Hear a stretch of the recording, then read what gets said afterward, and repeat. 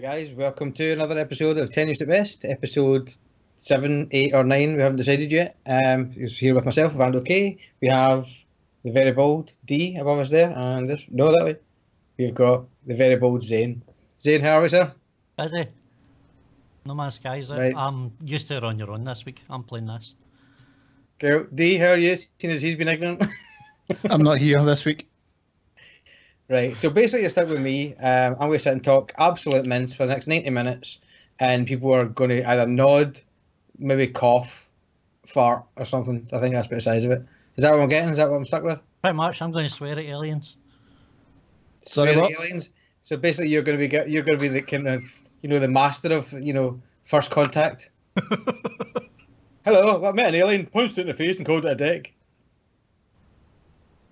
That's true. Seriously, you're on your own. This entire thing works really well in audio as well. So for anybody that's actually listening as opposed to watching, Zane's currently playing No Man's Sky on our display here, and it looks really good actually. Quite fancy some of that.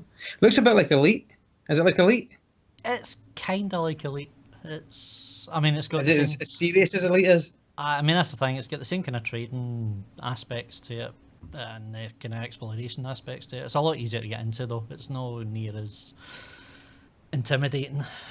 Yeah. It does kind of just throw it apart. It does kind of just throw you in there. The game starts and you're just kind of stuck. Let's just kill this joke, shall we? The game just kind of throws you in there. Like, there is no loading screen, like press start to continue, press start to begin, here's your option screen or whatever else. The game loads up and just goes, right, here you are, you're crashed on this planet. And this planet is completely unique to whoever's playing it. And you're just there, and it's like, yeah, your spacecraft's fucked, what you gotta do about it? Your space car? Spacecraft? Did I say space car? Your space car's even better. Hello, I seem to have broken my space car. Where are we going? We don't need roads, Marty. Yeah. So, fucking brilliant. Aye. So that's been your day. I tuned in a bit earlier on and you were streaming. How did that go? That was fun. It's a bit weird. It's such a slow game. To stream it is just bizarre because you just need to sit there and do stream of consciousness for a while. And then hope folk actually join in and interact with you. But it's fun for it. In a way, it's good for streaming because you can actually concentrate more on the chat and the folk that are in the chat room, and the game's slow enough paced that you're not just going, shut up a minute and I'll deal with you while I shoot this big dick in the face. But yeah. Anyway, D, how you doing, dude? Oh, I'm awesome here. So what he's telling us, he's turned into a pervert since last week? More a kind of realization than, well, I don't know. Yeah, probably. You alright there? You holding up? Yeah, I went for a nap, which was a extremely bad move. So now my brain is just swimming in fog and shit. Oh, right. So basically, your brain is covered, swimming in fog and shit. Between that and him shooting guys in the dick, or whatever it was, he said this is going to be an epic episode, or really, really bad. That's a hell of a combination. What the hell is that? I'm very confused. Okay then. I'm having to keep 10 windows open here. I didn't know I had a brother. Oh, sweet Jesus, what is going on? Right, okay, for the audio guys, again, you're probably going to want to watch this on YouTube because there's some weird shit going on here. This is Dee's crazy marketing campaign. Let's make things happen that makes people curiously go to the YouTube channel. I'm alright with that. Anyway, moving forward. That is pretty messed up. Yeah, let's leave that where it is. Moving forward, this week we've got some chat. We're obviously going to talk a bit more in depth about No Man's Sky. We've got some news from the land of Xbox, Rocket League, some stuff about the iPhone, some stuff about PS4, some more woes of Batman, Bioshock, and a whole bunch of movie stuff. And we're going to get Zane to tell us a bit more about how he feels about Suicide Squad and whether he wanted to basically, can it halfway through the film, or did they stay at the end and enjoy it? We'll find out all about that as we go. So kicking it off, guys, let's get No Man's Sky out of the way. You've already started with that one, Zane. So first up, Is this the first game that's been this hyped that was actually worth it? I mean, that's the first thing you need to be clear of, is this game is not worth the hype. It is Because no game is, though. No, it's a really good game, but this game gets so ridiculously hyped from so early on that it can't possibly live up to it. And at the end of the day, it is a kind of Minecraft-style crafting survival game at its core. What is the final goal? Well, I do not know. There seems to be 3 paths in this. Originally, what you were told was if the main goal of the game, so to speak, if you want to call it that, is to get to the centre of the universe. What's at the centre of the universe? Who knows? They've not told us. I guess we'll find out pretty damn soon as someone gets there and leaks it to hell. But there was a big patch added. This is the other thing, is like there was a big controversy we were talking about last week where some guy paid, was it $1,200 to get hold of the game early? The original guy did. The guy that was actually doing the streaming, the Reddit guy, was $2,000, I believe. $2,000, yeah. So as this whole thing's gone on and more copies got out there and got leaked, and there's kind of reviews going up for it, the Hello Games kind of put out disclaimers saying, just to let you know, anyone that's doing an actual review for this based on the copy that's out there, the copy that's on CD, there is a patch coming and it's big and it's going to change a lot, and your review will pretty much be nullified, so please don't. And kind of true to form, the patch that came out for this thing on Monday night before it was released on Tuesday was absolutely enormous and just completely changed kind of so many aspects of the game, added so many aspects to it. Yeah. And the other thing they did, just as a nice little screw you, they said it's because of all the extra that's added. They added other paths into the game and more story into the game, and said because of that, in order for it to work, it won't work with the saves that you've got at the moment. Okay. I think actually, seems a bit odd, doesn't it? I think actually part of it was just a big screw you to all you guys that got it early. We're going to wipe the server before it goes live. And just wiped everything, which that's pretty funny. Actually, it's pretty mean but funny. Well, I mean, if you're desperate to go out there and get the game beforehand, especially in a day and age with this, where it is all kind of server based, if the game is online in any way, then that's what they can do, and they did it, and yeah, why the hell not? All your progress belong to us. Indeed, it is gone. So yeah, I mean, it's quite a slow game. It's very slow paced, which is pretty cool. It's pretty chill to play. You can quite easily just zone out for many hours. Smoke a massive bowl of weed. Yeah. That's happening everywhere. And that is pretty much all you're doing, is you want to upgrade your ship or get money to buy a newer ship, and get bigger warp drives and better warp drives to try and somehow get you to the centre of the universe. And how you do it is up to you. You can just discover things. You can go around photographing all the strange, bizarre animals on different planets and get credits for that. You can go about and mine all sorts of weird and bizarre elements that they seem to have made up. They've made up their own periodic table for this game. So that's a pain in the arse to do that, because you're sitting there going, I don't know what the value in this stuff actually is in terms of its usefulness. Yeah. I mean, they've kept kind of like basic ones that's, just to make it kind of easier. So you've got like kind of carbon, plutonium for your ships. Although plutonium is just these big stalagmites. Stalagmites are the ones that go up the way. Stalactites are the ones that come down. Hang down, mites go up. There you go. So these big stalagmites of plutonium just littered all over planets. I don't know how I'm still alive, quite frankly. You're still alive. You just got 9 hands. Yeah, which makes it easier to mine, to be fair. So it does kind of help. Give yourself a reach around magic. Yeah, at the moment the game is absolutely genius. How long it's going to last, how long it's going to captivate you, I do not know. That's the weird part of it, because there is this really strange thing it does, I've noticed, where the planets all look different, yeah, to a certain degree. Mainly it's colours, but some have got forest, some have got absolutely nothing. They're just rocks, just desert. But when you walk around a corner in this game and you see a big cave opening, there is something about it that just makes you kind of tingle, and you go, I need to get. There is something bizarrely primal that makes you just want to explore and want to get into that cave and see what's in there and what's in the back of it. Don't know how long That's that'll cool. last, and it's really weird. I mean, like, I wouldn't explore the back of a supermarket for a Mars bar, so I don't know where this feeling comes from in me, but it does manage to do that to you. It does get you going. I wonder what's over that ridge. I wonder what's in that cave. I wonder what What's a Mars bar? I wonder what the next planet's going to look like. I wonder what the next solar system's going to look like. It's that they're onto something. There's something there that just kind of grabs you and keeps you going. That's cool, man. If you're looking for out and out space combat, there's some there. There's pirates will come in, they'll kind of shoot you, and once your ship's built up a bit, you can go and try and shoot the big freighters and try and steal their loot. Can you steal the freighter? No.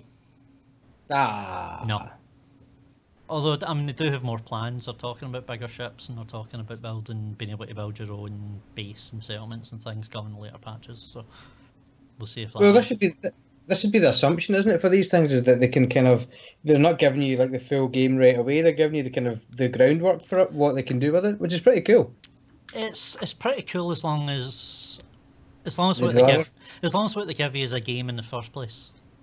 Yeah. Which in this particular case it does. Like, I mean, I've got a problem. I've always had a problem with a lot of the kind of early access stuff that you get, because what they give you is not a game. Like, I was complaining about the issues with Be Happy Few the other week, where their algorithms weren't giving you enough of a certain type of cloth in order to get through that particular part of the storyline, for example. Yeah. Things like that. If it's actually broken and or they're not actually giving you what you would consider a complete game in the first place, no, that sucks. But yeah, I mean, absolutely, if they can build on this and keep iterating on it, and yeah, I'll quite happily pick up any DLC that's going to refresh it for you and keep it going, as long as it's good, obviously. Yeah. But yeah, I think you're going to see a lot of this game all over the place for a short period, and then 8% of folk are just going to disappear. They're just going to go back to it. 2% of the folk are going to be playing this in 4 years' time. Still, they're just going to be zombies. They're going to be lost, just exploring these planets, and happy as hell with it. Yeah, everybody else will just play it for maybe a few days, a few weeks, or a few months, and quite happily move on with their life satisfied. It's not it's not the second coming of Bill Gates. I was going to say. I think my brain was going for Steve Jobs there. It's not the second coming of Jobs, but it's that. I think your brain. I think your brain went, "What would Chris say?" It could have said the second coming of Black Pudding. Yes, the man who entered my stream for less than 30 seconds and goes, "Can you call it Planet Boobies?" Hey, I'm just asking important questions everybody's thinking, dude. I mean, to be fair, it did have to be tried, so I tried it, and no, there's a profanity filter. Bollocks. However, you gotta get more creative. Yes, I'm going to find out exactly how well Hello Games are familiar with Scottish swear words in the very near future. You will Bossack with a W seems like an obvious one to lead with, I reckon. Oh yeah, you will have that, and you will be going to Planet Cludgy for sure. It's So with that alone, D, does that not entertain you and make you think I want to play this game because I can just go to planets and call them rude things? That is a mild attraction, I'll be honest. Yeah. Even just pathetic things like I bet Planet Janet's gone already. Oh, Planet Janet would be amazing. Too many Scottish people on the internet, there's your problem. Not enough. Aye, that as well. But I know I do fancy it. I mean, I'll probably get on the PC. I think you said it comes out on Friday on the PC. Comes out on Friday. They delayed it for a few days. Yeah, there was an interesting article released today actually where Sean Murray, head honcho at Hello Games, was talking about the Neo, the PlayStation, the upgraded PlayStation, and how the way it can really benefit the likes of this game and what they can do, and that because it's all procedurally generated, kind of on the fly. It's like it's not everything's not kind of drawn the way most games are. So like you do a high res version of it, and you're just taking the original render and kind of sprucing it up a bit. It's like with this, they can actually add, that once that comes out, they can add maybe more luscious planets, more kind of more foliage just on the fly. They can add whole new galaxies to this thing using that extra power. And from there, you've got to say that kind of bodes well for the PC version as well, as PCs just kind of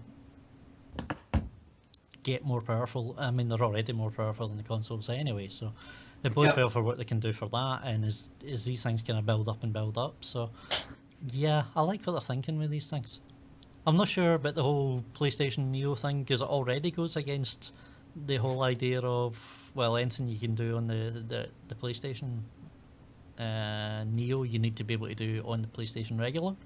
Yeah, but I mean, I suppose the game still runs and the game still works. All this does is add extra textures, then fair enough. But I will be very interested to see how this looks on the PlayStation, on the PC rather, because there are some issues you notice with this. Is because of the way it generates, it's got this kind of really bizarre grainy feel. As it's rendering the planet. If you're moving too fast, it doesn't do pop in. It just does this kind of real. Is it like the Dying Lights kind of pop in? Similar to that, yeah. Kind of fizzy look. Aye, where it just kind of goes a bit fuzzy and a bit grainy, and then it just kind of materializes. It's almost like it's almost like it's been put in by a Star Trek teleporter. Yeah. Just in the distance. Aye. It's got that kind of look to it. So I'm wondering how much of that you'll see on a really good PC as opposed to with the PlayStation pumps it. Yeah. But yeah, I mean, a lot of folks seem to be liking it. It came out yesterday. It was the top viewed game on Twitch for quite a while, which not many games do that. So no, that's true. You just have to get them to beat Dota and stuff, I guess, usually. Aye. But that does take us untidily though. We're talking about this Neo carry on. Did you see about the we've got a Sony event coming up on the 7th September? No, what is this? What is... They've only said it's a save the date that's gone out to a lot of journals, and it's the 7th of September. It looks like they're calling it a Sony event, and it's got the PlayStation branding on it, so it probably, unless they're going to, I don't know, unless they get something else to show, which I doubt, there's not been any chat or anything else. I think it's going to be potentially Neo, but it looks a bit so. I mean, it's got the 7th of September. I hope so. I mean, the thing is, they were saying they're going to have it out by November? Well, they've never said anything. That's when's the Morpheus, the headset VR available? October. Definitely October, possibly 13th. Tenuous the best here, people. I'm going to keep with the tradition. I think it's the 13th, but it's October anyway.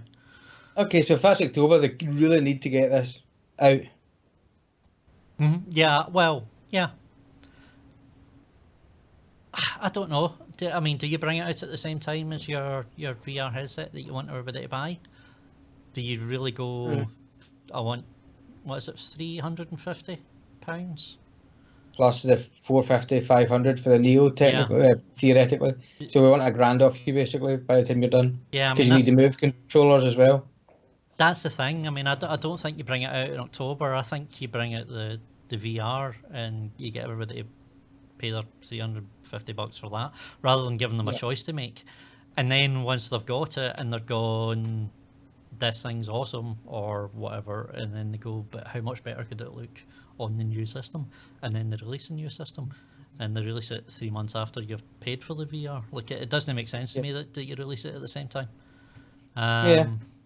Also don't like the words that are coming out of my mouth right now. It sounds very horrible and corporate, but yeah, I mean, I'm pretty sure that's what they'll do. Do you any thoughts?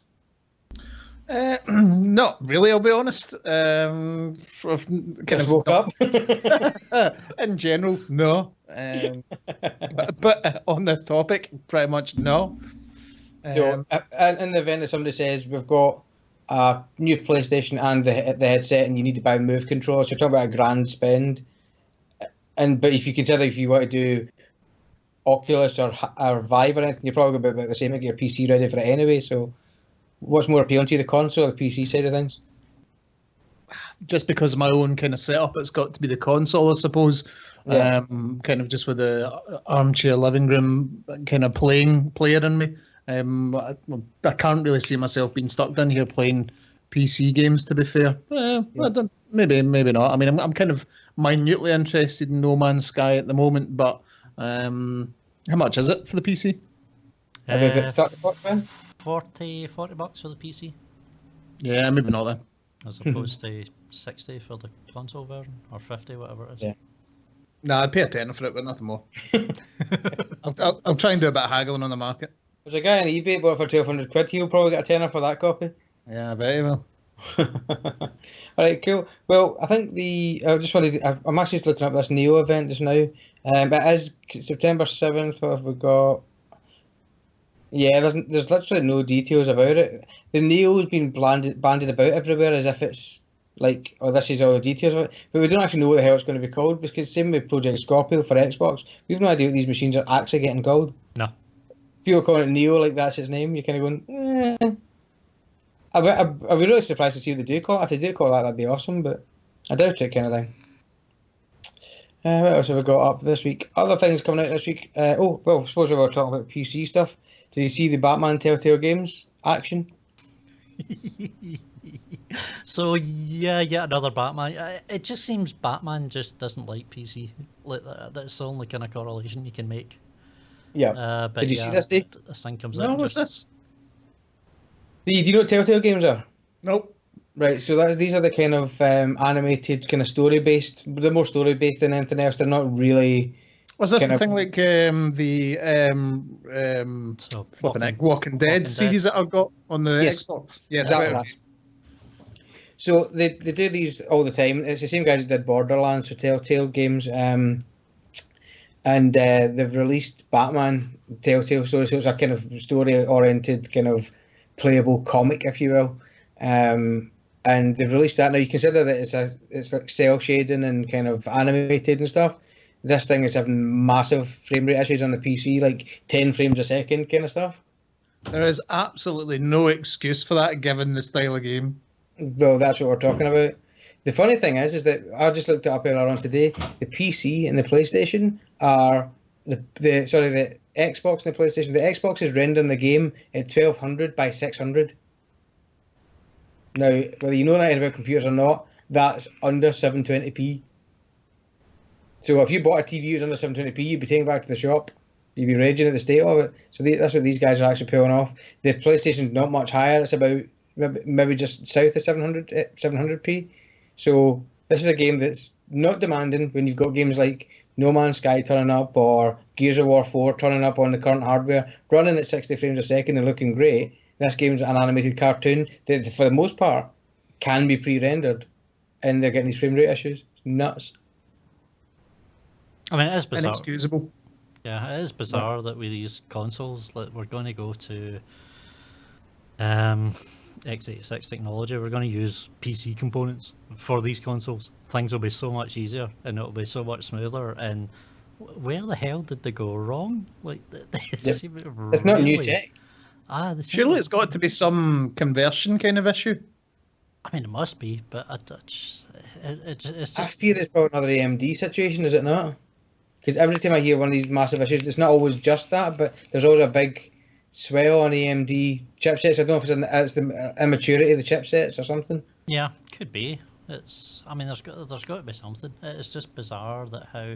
I mean, they were frankly underpowered when they were released, like for modern PC gaming equivalent. Yeah. So it's no surprise we're talking about Half-Life consoles. Not Half-Life 3, unfortunately, but it's bizarre. That's the reason we're talking about Scorpio and Neo and these kind of halfway houses to the next console generation. It's like they just, for whatever reason, they don't seem to be able to get games to run as well as they want to or even need to in this particular case. It's just... So apparently they've released a patch that's fixed it then? Well, this is what they're saying, but the thing is, I've seen. I think a patch one was today or yesterday, and I've not seen any feedback on whether it's beaten or not. But there are still posts going into Steam saying this is a pile of crap. They're saying they kind of identified the issue with kind of running on integrated graphics cards rather than dedicated. So. But that's a pretty fundamental thing for your game not to know whether there's a graphics card there or not. I mean, also there's so many. There are so many calls for. There's so many instances of this coming out that all the problems they're getting is not on integrated cards. Like all these complaints are not running on laptops. Like that's bullshit. That may be a problem. It may be a significant problem, but that's not the only problem they're having with it. Like there's too many of them. There's too many people having this issue, and they're not all running on laptops. No way. And they're not being run by people that don't know what they're doing. Have you spoken to them all? Each and every single one of them, absolutely. I sat on Steam for 3 days. Just, of course not. That must have been sore. We called this shit. Colorise his own arsehole. Yeah, we called this shit tenuous at best for a reason. It would have been called spurious as fuck, but that was already taken. And that's my side project made up. Thank you. I'm just taking note of this. Oh. Do you remember last year we were reporting on Batman Arkham Knight, I believe it was, on the PC, and I got pulled by Warner Brothers? Yeah. They actually pulled it. It was that much of a mess. Yep. So it's just weird as Batman games. Warner Brothers must just hate that having this IP out now. That's what it is. Batman just hates the PC master race. It sounds like a Batman villain already, so he's just like, nah, fuck them. He's just decided, I'll destroy you with frame rate. I think it's the curse of DC. That's probably not a bad shout. We'll go on that later on as well. There seems to be one. Dee, did you get to see Suicide Squad this week? No, I didn't. You fall down a hole in the cinema again? No, I didn't go to the cinema, did I? Although with my new car insurance through comparethemarket.com, I now get 2 cinema tickets for 1. Nice. Good promo slot that we're not getting paid for. Keep that shit. Just to be clear, we are not sponsored by them. That's why there's no declaration to say that we are, because we're fucking not. We're not getting money for that. But if you want to pay and we're us, not guys, getting filled in that shit again. Yeah, if you want to pay us, guys, the email address is there. What I liked last week is that actually, I think Dee's going to be a product placement guy, and we're glad we've got this grid on him to stop him. Because last week he was wearing a Loot Crate t-shirt, and it was a Christmas one at that, which is hilarious. Yeah, I see you. Ooh, crafty. I go sexy real quick there. Brave. So yeah, I thought it was quite funny. But yeah, Batman just has a shitty time of it. But only games that actually can hold up the frame rate. First his parents died, and now his video games fucked. What a time! Exactly. It's a tough time to be a billionaire.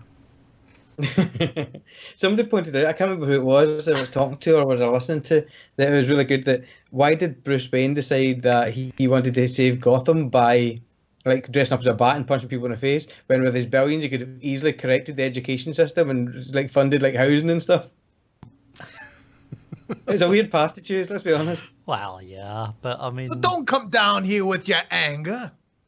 That was a good impression, I like that. I mean, are you going to read that comic? Well, yeah, no, I guess not. It's kind of like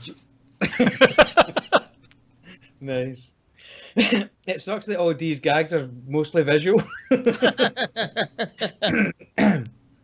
At least if you do your Ben face, at least say something, hello, I'm Ben Affleck, or something. No? He's all done, alright, cool. Yeah. So moving on from a game of shitty frame rates to a game of awesome frame rates, did you guys read about the Rocket League update coming in September? No, and I'm interested to what this update could possibly be, because I've not read anything about it, so furnish me with your knowledge.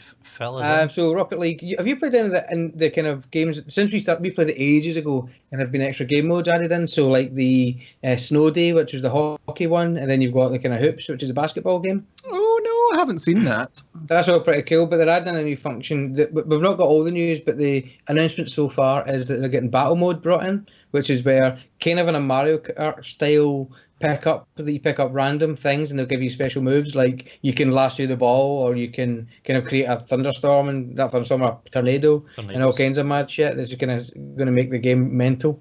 But it looks pretty cool. I'm liking the sound of that. We should get a game back on with that. I missed that.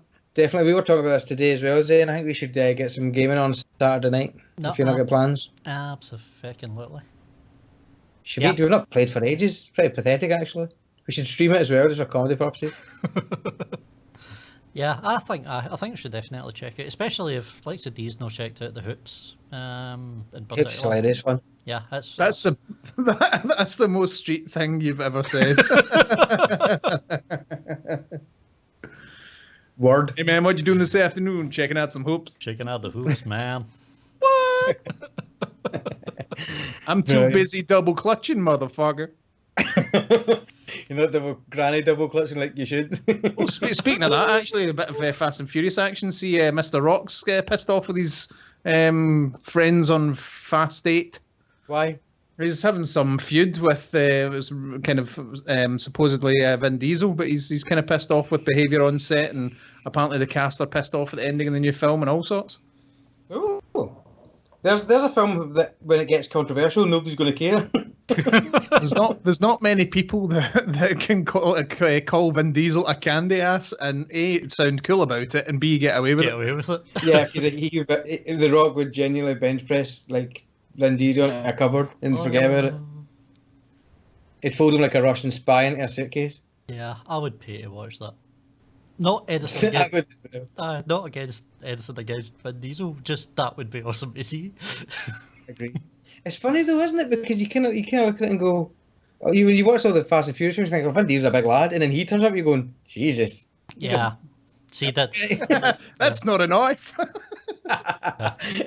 This conversation assumes that I have seen any of the Fast and Furious films, but never mind. Have you? Not one. They ranged massively in quality, and they all go from shit to all right. I would never go. And I mean, don't get me wrong, I like crap films, but they're all right. They're not anything I'd write home about, but you know, whatever. They're up there with like The Transporter and stuff. It's just throwaway garbage. Yeah, I mean that's it. It's not for any particular reason. I just never got around to seeing them.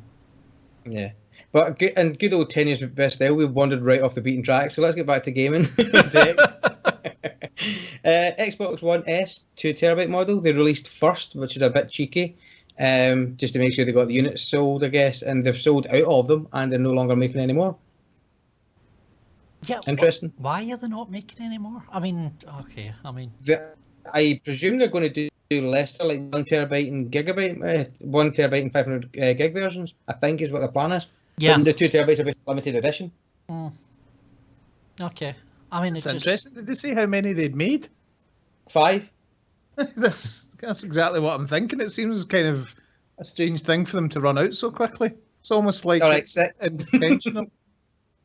I've just got this vision of like Microsoft, their build space being a wee guy and a guy just going, "John, put another one on." Yeah. I mean, actually, I do kind of hate to be this cynical. Do a fuck. But it does kind of have that kind of thing to it of like, when did they announce that they weren't making any more? How soon after they put these out did they put out a number? Or because it kind of seems like, well, these things have sold out because people know you're not going to get any more of them out there. So now if you want one, the only way to get it is maybe eBay for maybe a stupid amount of money, and that's why they've sold out so quickly. Like, it also seems odd that they're reporting numbers when Microsoft famously don't report numbers. Well, that's the thing, they stopped very fucking damn quickly when the Xbox sold. Well, I bought one and you bought one and he bought one, and that was about it, really. So sold at least 8. Aye. So, yeah. Wait a minute, is this not the point I meant to go brand law and start shouting? But it's a great console. I'm sure I am. It's a great console. I love it. No, it's a great console, but I don't really give a shit how many people buy it or not. I like it good. Yeah. There's only 2 reasons why they're not making any more. So they've announced the 500 gig. What's the point of that? 1TB. So they've announced that they're coming out. But it's either 2 things have happened. They've done it intentionally for a media storm, or 2, there's a technical problem with them. I don't think it's a technical problem. I think what you find is it's more likely to be... Sorry, cost saving was the other one. So well, yeah, the third option is it's costing them too much to make it. Exactly. So they went, here's some kind of deluxe versions. We'll lose a bit of bank on these ones, and then we'll bring out the shitty ones and use up all the old Xbox One 500 gig hard drives for the rest of them. Well, it's not just that. If people buy the 500 gig, they will always sell because people will buy it because it's a cheaper price point, not thinking forward or thinking of buying a new hard drive later on. And a lot of people will go to Microsoft.com or Xbox.com and buy the accessory game hard drive. Yeah. So apparently that's the Gears of War limited edition is same spec though, which is due out in September. the Gears coloured one. Yeah. That's pretty cool, but I wouldn't have a themed console. I just wouldn't do it. Not in my living room, certainly not. Exactly, it'd look shit. It'd look quite cool in that room though with the red wall. Well, blend in, literally. Somebody's from Xbox.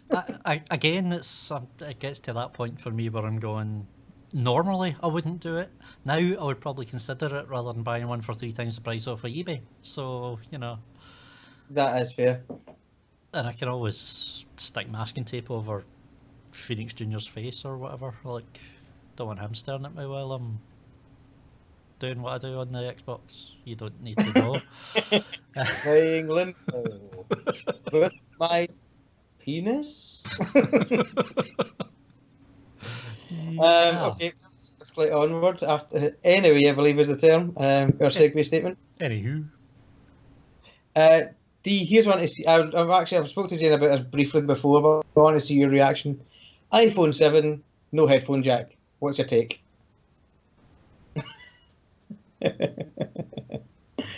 He's really got these reaction videos down.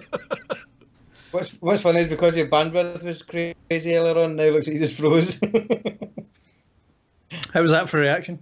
It looked surprised, but it didn't look as dismayed as I expected. The funny thing was, because I've got that filter on, you couldn't see the drool that fell out of my mouth. Right. You're painting pictures for the audio guys, nice job. So do you give a shit? I'm sorry, I can't even remember what the question was. iPhone 7, no headphone jack. No headphone jack on iPhones. I think it is in line with Apple's old ways of saying "fuck you, industry, we're doing it our way." So it annoys me, and for a lot of audiophiles, it won't go down particularly well. But then again, are you going to be using an iPhone if you're an audiophile to listen to your music? My issue with it is. I think it's a good idea, and I can understand the concept for people exercising. I don't think it was that much of an actual struggle to use wired headphones as a runner, but I can see the practical benefits of it. But is this just not another device that you have to plug in and charge overnight? Well, that's for the wireless option. The wired option still exists, but having to use a Thunderbolt connector. Thunderbolt, lightning. Very frightening. Galileo. You're meant to take a turn each there, Jesus. All right. So you still got the option of using wired, but it will make a push towards Bluetooth, I would wager. But yeah, my problem with Bluetooth is you've got another device to charge. Yeah, exactly. The wired option means that you can't charge your phone at the same time, theoretically. So how many devices are you're going to have to kind of charge overnight these days? All of a sudden, I've got 2 phones. I now smoke digital cigarettes, so I need to plug that in every night. And now I've got to plug in my headphones if I want to listen to music. What the fuck? You need an 18-socket USB hub beside your bed. Exactly.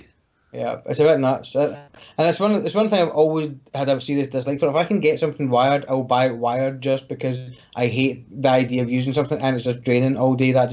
I bloody hate that. There's no greater freedom that I earned than when I bought my 30,000 hour battery pack that I keep in my bag. So when my phone dies, it's not actually dead, which is a great situation to be in. But there's that feeling that everything's got an impending doom on it whenever you unplug it. I hate that so much. Yeah. So yeah, I totally agree with you on the headphone factor. Battery pack, totally awesome and totally necessary for Pokemon Go, incidentally. But yeah, carry on. Well, that's it. I mean, if you think about it, the whole headset market's kind of exploded. I suppose dating back to the iPod and then coming through, and then in the last couple of years you've got Beats and all that shit. So people have invested in their headphones, and all of a sudden, so it has to be adapters, exactly. Yeah, you're going to kind of force people to have to buy shit or buy new headphones, spend another 150 quid and all that kind of carry on. So I don't know. It seems a bit like a chump move, but it's in line with Apple's old kind of policy. Fuck you, world. We're doing what you want, and you're all going to buy it. So ha ha ha. Yeah, I think that's exactly the thing. But I just actually wanted to check. Yeah, no, you can still get Beats headphones for 400 quid. So you consider you spent 400 quid on headphones. If you don't get an adapter for that pretty quick, you're going to be pissed. You're fucked. Aye. Yep. And there is actually quite a lot of audiophiles that do rate Apple's is it AAC compression. The AAC is a good compression, yeah. But it's the yeah. Yeah, I mean, there are a lot of folk that still. I know one person that not that far away from me that hurriedly went on eBay to try and get the old to try and get those style hard drive iPods before they disappeared forever, just so that she had a spare one sitting, because she really likes, absolutely hates iTunes, because well, everybody hates iTunes. It's the worst clunky piece of shit of software ever invented. Maybe apart from CorelDRAW. But yeah, it's I mean, my better half is absolutely talking about moving on to Android as soon as this phone comes out, because she's had nothing but iPhones since she had a smartphone. Oh well, it's good that she's grown up finally then. Well, there is that side of it. Right. So I mean, it's going to piss off a hell of a lot of people. And it's all to make the phone, is it 3mm thinner? 0.03, is it not? Something like that? Sorry, It's actually, ludicrous. I'm saying 3mm. It's 3 microns. It's like it's ridiculous how much thinner this thing is. How much thinner this thing is not going to be, in order for you to have to go out and get an adapter for your bloody earphones. It's just absolutely insane. Let's have a wee look. Yeah, I'm trying to find some actual measurements here. Hold on.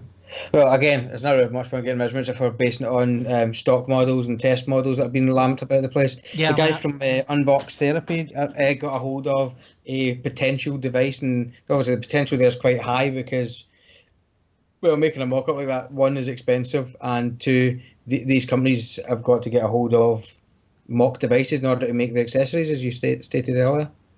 Yeah, I mean, the company that apparently supplied this to them is a same company at the moment who also have an Indiegogo crowdfunding set up for their own new in-ear headphones, which have a Lightning Thunderbolt.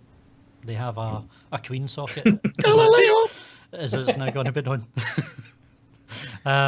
So yeah, I mean, I think you're kind of past the point of rumour where the folk that are making the prototype models are also putting out crowdfunding for the headphones to go along with it. It's like, it seems this is more than a rumour now. This is actually going to happen, and it fucking sucks. It does a bit. I think the thing is, I get the need to move forward. And don't blame him. Although it would have happened sooner if he had been about, that's for sure. I guess the thing that bothers me is that, I do think that some technology needs to be left behind. I completely agree with that. I think that we do need to be that the advent of USB, for example, was the best thing ever happened to computing, in my opinion. Just the fact that you pulled so many things out of the equation, and socket types has just been phenomenal. But this, when people are doing that kind of thing, like USB came along when we were innovating so many other technologies, and it all came along at the same time. We got faster processors, better cooling, we got kind of like cheaper hardware, our displays were getting thinner, everything was getting better at the same time. This is just a change for change's sake at this point, because there's so many other things that need to be innovated. In actual fact, I think everybody could agree, if they put the brakes on all development and said we're putting all of our energy into batteries, everybody would be a lot happier. If you went to market and said, I've got a phone, it's a game changer. It's the same kind of phone as the old iPhone, but it can compete with your Samsung Galaxy S7 Edge, or it can compete with your Lumia 950 XL.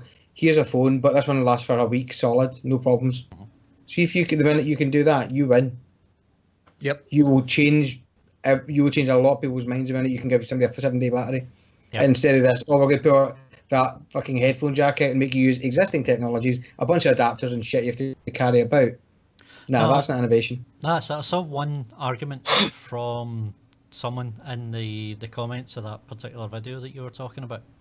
It was obviously just sitting masturbating over the Wikipedia page. He was talking about how, we've had the 3.5mm headphone jack now for over 100 years. It's about time we just moved on. And you're like, No, the fact we've had it for over 100 years is because it fucking does its job well. It's because it works. If it was a piece of shit, it would never have lasted over 100 years. The fuck are you talking about? What's he talking about? 100 years? Oh, apparently that particular jack's been in use on various items for over 100 years. You're like, oh, I think that's a slight exaggeration. yeah, like I said, somebody sitting masturbating over Wikipedia as far as I'm concerned. Wikipedia is the key place to go for all your facts. That is true. Yeah, but I mean, the fact is, it has been around for a long time. Oh yeah, completely. That's because it's tried and tested and it does its job. Yeah, exactly. That's not an excuse to change it. Oh, it's about time with a refresh. We need something new. That means it works and it works well, and no one so far has come up with anything better. And you're not going to tell me having to use the same slot that you charge your fucking phone with is a better idea. Yeah, it just isn't. Flat isn't. Yeah. If the case is that the thing that is restricting the kind of reduction in the width of the phone is the headset cable, to get it, as you say, kind of microns under that with the kind of new charger. Make a thinner socket. What's really the benefit of making it that much thinner at that point? Surely it will only now matter if when you move to credit card thick phones. Who cares if you make it like 0.3 of a millimeter kind of thinner now? No, I mean that is. You remember the fundamental problem we had with this X Plus when it came out? People were bending them in their pockets because it wasn't structural. I remember that, yeah. Yeah. Oh, beer assistant, lovely beer assistant. Oh, sweet! I need one of those. I'll have the same over here, please. Yeah, Hold on, we'll pass it up to you. I need both the beer and the assistant. If you only would sync that up, that'd have been amazing. I was That's just a good point, however. Yeah, I was waiting for it magically turn into a can of cider. He's obviously run out. But yeah, the thing I've got with this is that, yeah, the iPhone 6 Plus had a major problem where people were bending them in their pockets. And again, Apple saying you shouldn't be putting your phone in your pocket, you're holding it wrong. All right, I get that. There is use cases. But making it thinner, who's that for? No, I don't get it for the sake of it will spoil the lining of your outfit by 0.3 of a millimeter less. Fucking what? Right, Mm-hmm. I do not actually see the material in your jeans is that thick. Yeah, I don't see any reason, practical or otherwise, as to why you would need to do this. Thank you. Cheers. Thanks. Oh, you missed it. Oh, well, that's going to Let's try that again. Can you try it again? Because that's going to amuse the hell out of me. I've not got all the screens on my screen. Hang on. It's that side that we want it. Yeah, well, indeed. Yeah. Oh, thank you. No worries. I've always wanted to do that. That's childish and amazing. And for the audio, another great one for the audio podcast. And for the audio people, don't worry, that looks shite. So basically, thumbs down to the whole lack of headphone jack from me. I think there's better solutions. There's bound to be some other way of doing this. And if you're going to be dangling a cable at the thing, that's fair enough. But you think can you imagine the amount of time people are going to?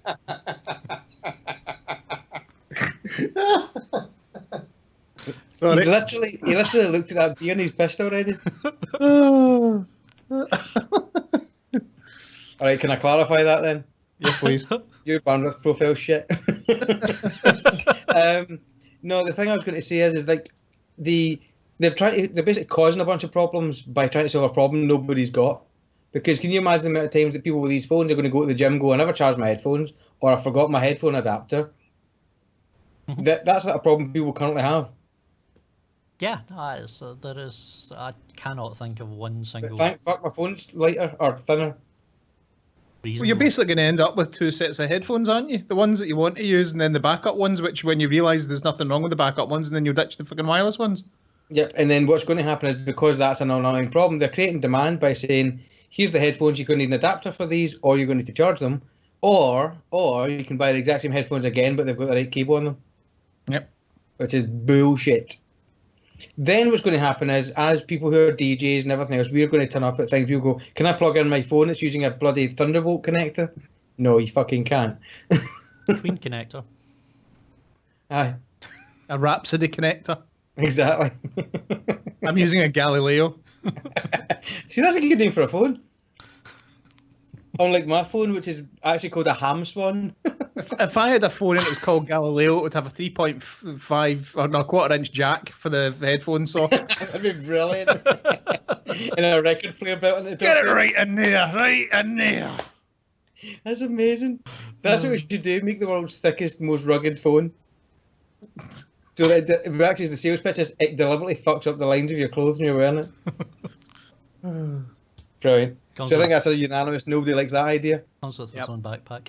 Nah, fuck it. Who popped the note about Bioshock Remastered? Might have been me. It's my only contribution this evening. We talked about it 3 weeks ago. I'm talking about it again because I couldn't remember that Cool. we mentioned there was a date. Oh, is there a date there? Yeah, there's a date, so get it up you.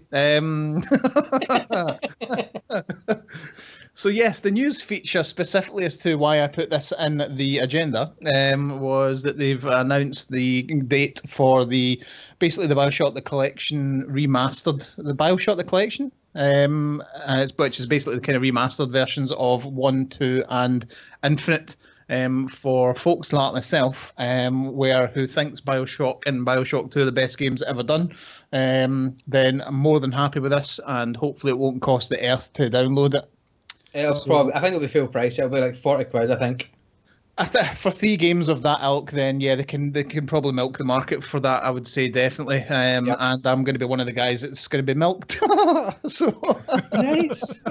there's the reference for this evening. Yeah, Nice. Got milk. Get your teeth What about out. you guys? Is this something you guys would buy?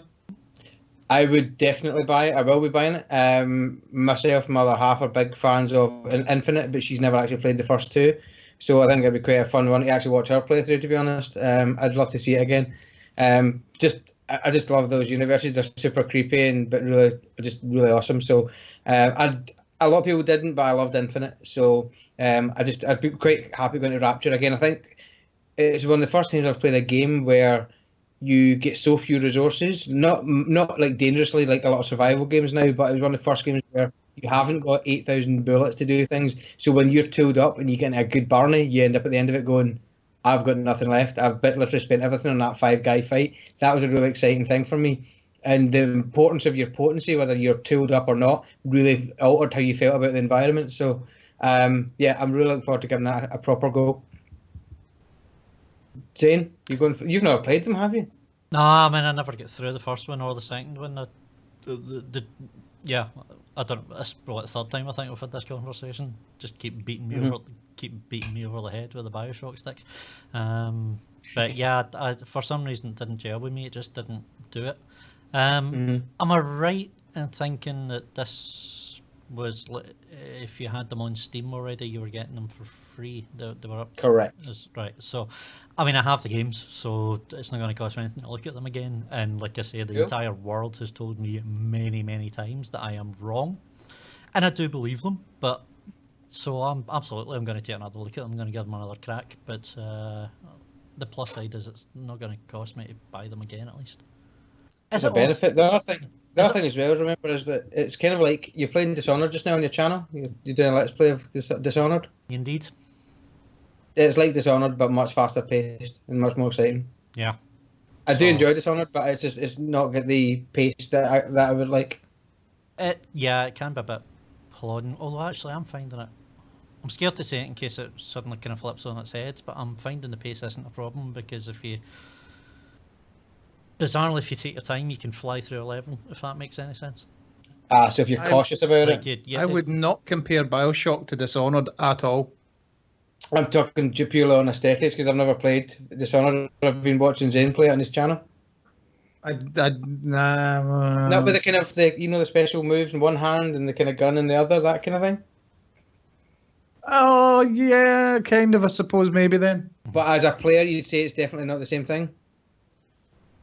It certainly doesn't feel it at all. Yeah, they don't feel similar for what I remember for what I played of Bioshock. Well, my assumption is full of shit then. No, I see what you're saying with the comparison with the powers with the other hand. Yeah.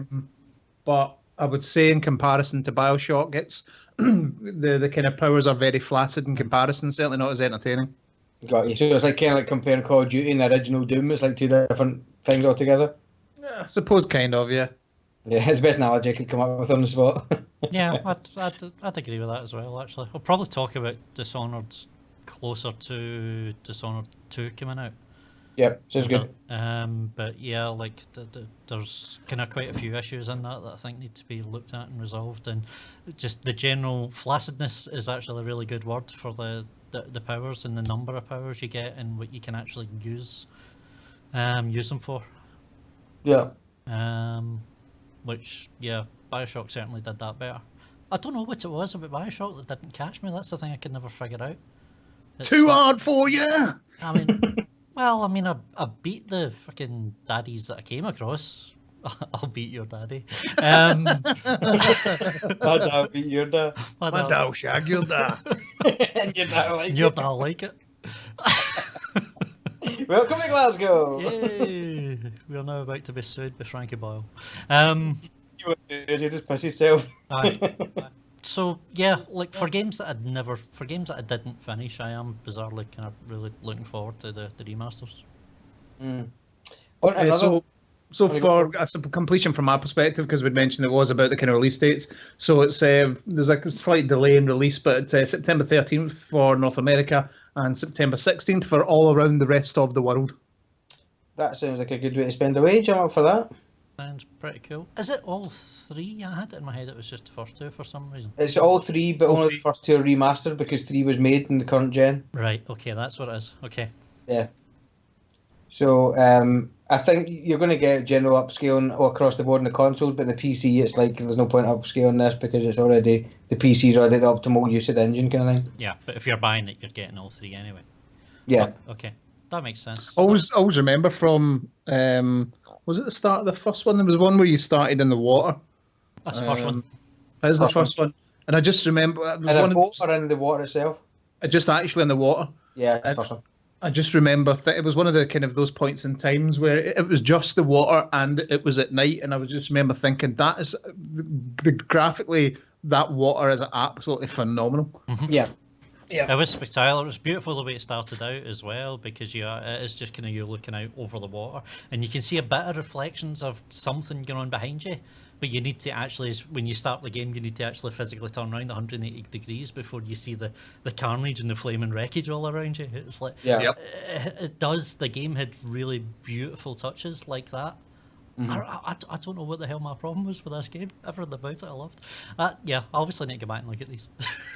I would love to get your opinion on Infinite, just because it's a real kind of divisive game. A lot of people love it, a lot of people can't stand it and think it's a lot of shit. And I think it's because of its kind of total polar opposite kind of positioning to it's almost, I think it's almost deliberate, because the third one's beautiful, absolutely stunning, and I think that's why a lot of people don't like it, because the first two are really dark, and it's meant to be polar opposites because the third one's set in the sky and the other two are set at the bottom of the ocean, so it's meant to be this kind of super contrast kind of thing. But I think it's a little bit too much for people that like kind of more traditional horror themes. So, but yeah, I will stand with most of those people. Yeah. Well, those wrong people, fair enough.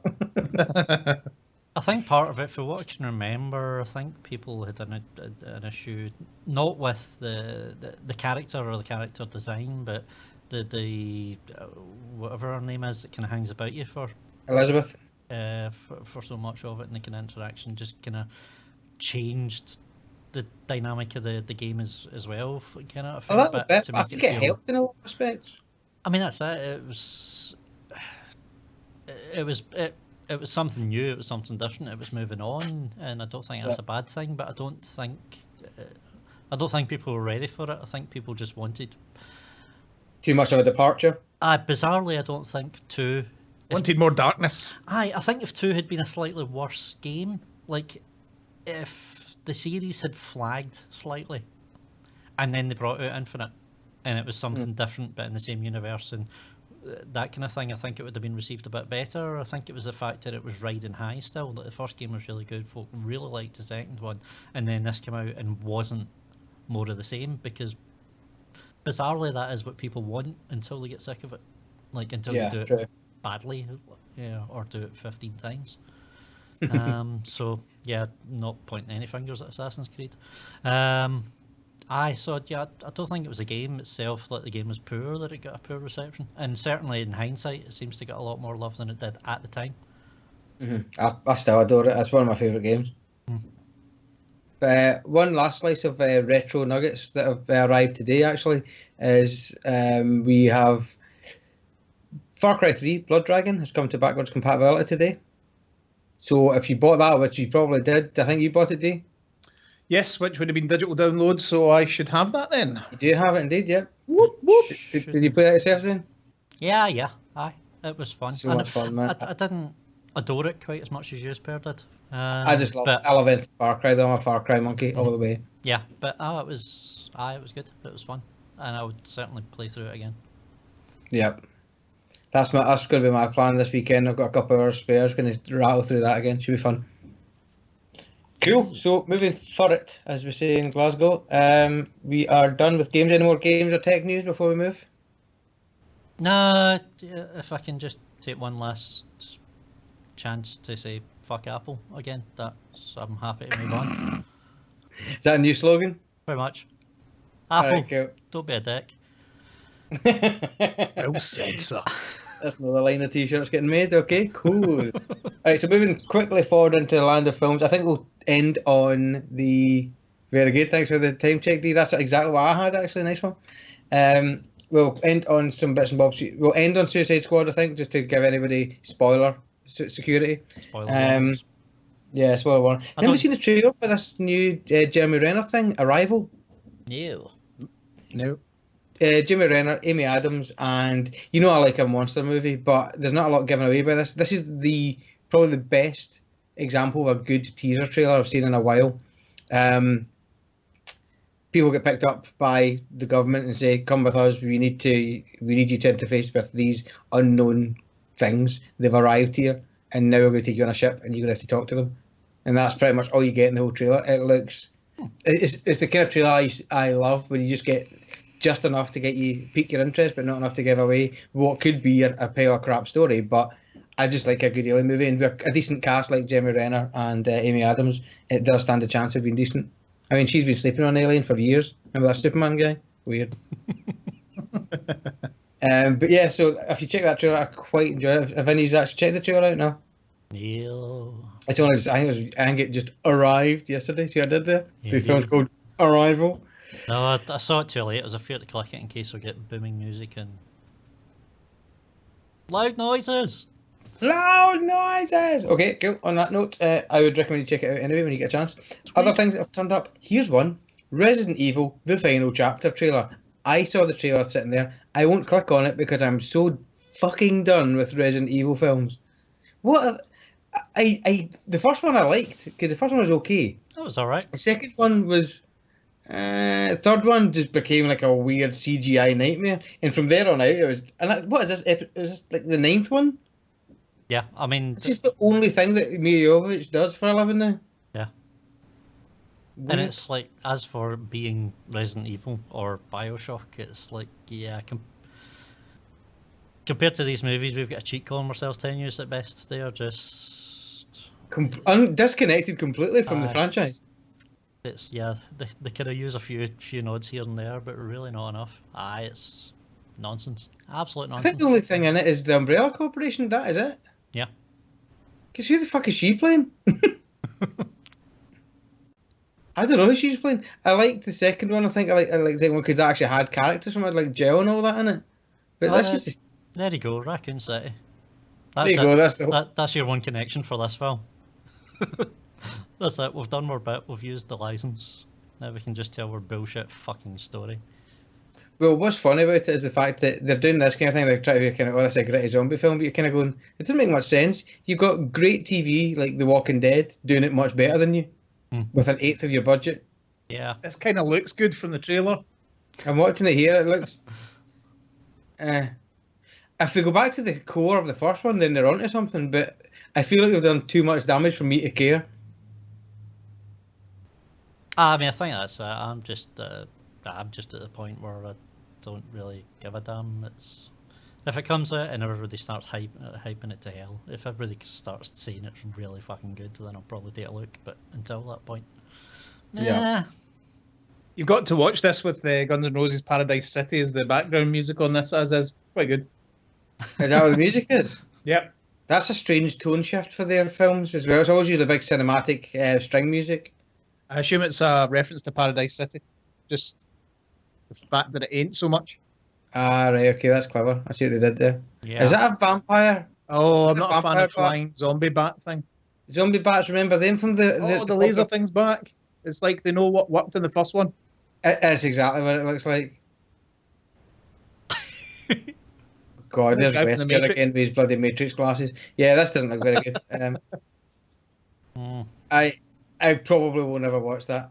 I am interested in watching that, but I need to know if you need to watch the other ones beforehand, in which case I won't watch it. I think that badly written, it won't matter.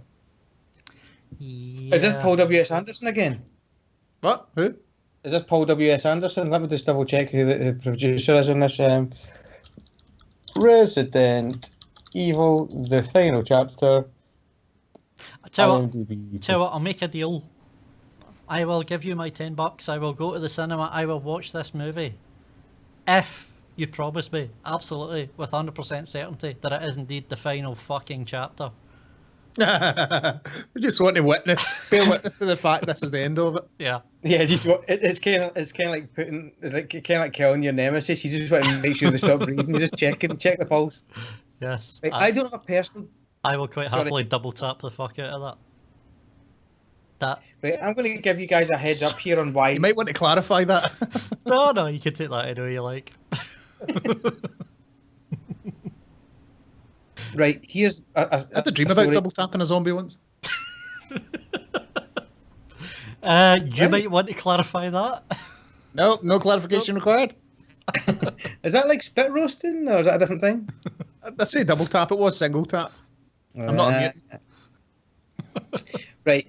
Here's where I'm going to go on a small rant about Paul W.S. motherfucking Anderson. Right.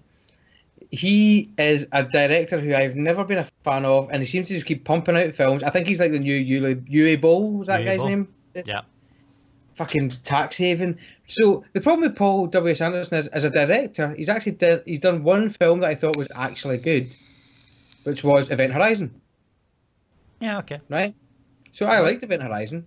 Right. However, he's also responsible for Mortal Kombat, the movie, Soldier with Kurt Russell, Resident Evil, Alien vs Predator, and Death Race 1, 2, 3, and 4. That's his director. Yeah. As writer, again, all those same films, all of the Resident Evils. Let me just double check. 1, 2, 3, 4, 5, 7 Resident Evil films, of which I've seen 3. This guy just makes shit films.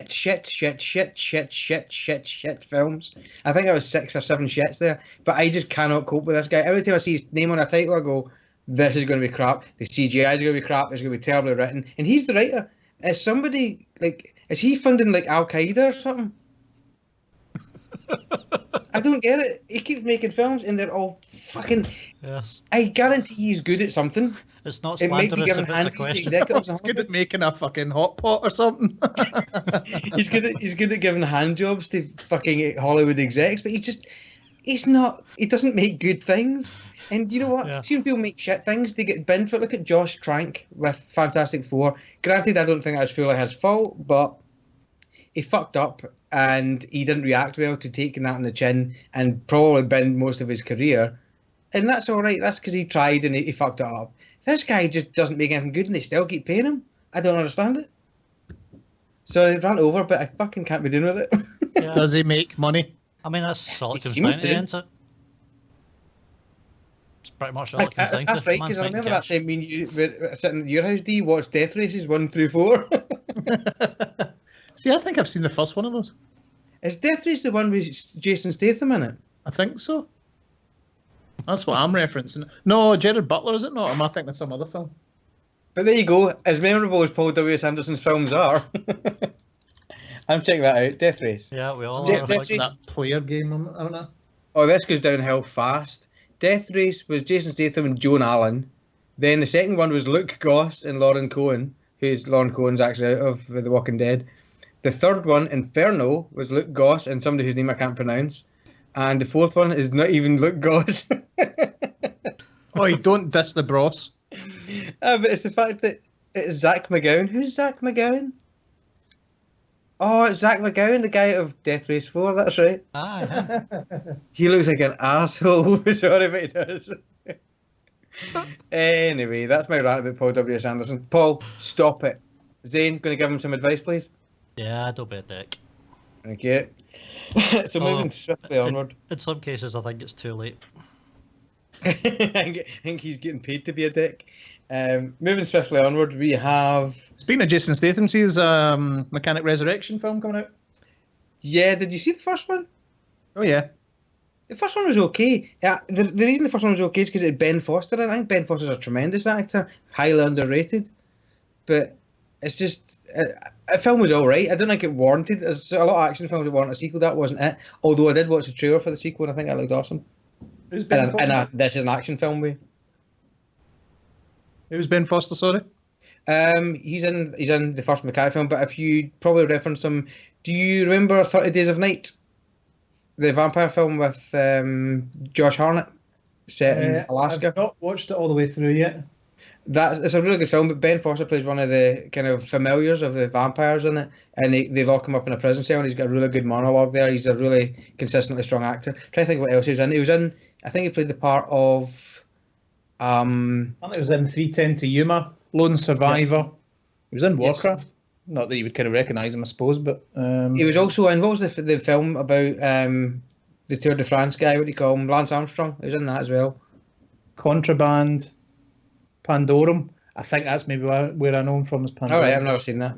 I hope he's But yeah, he's a strong actor, and that's what I thought would have worked. So, but I'll watch the second one because basically it's going to be a nonsense action film, and I always like a bit of that. He was in The Punisher and played a character called Spacker Dave.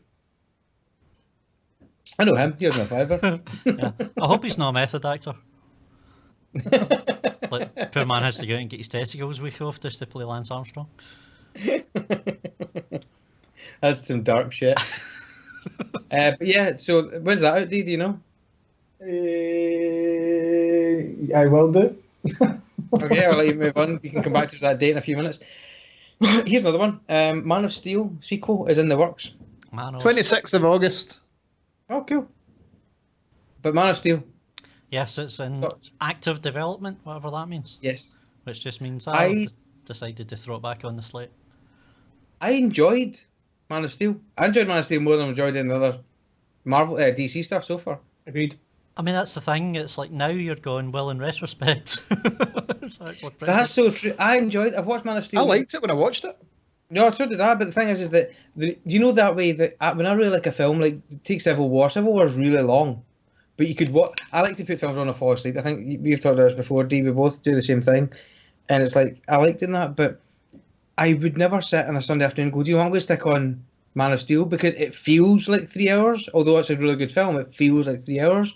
Whereas like Civil War, or granted they're not, but Civil War doesn't really fall into that. So it's this kind of when something that's so broody, it feels like it takes a lot longer to happen, I guess.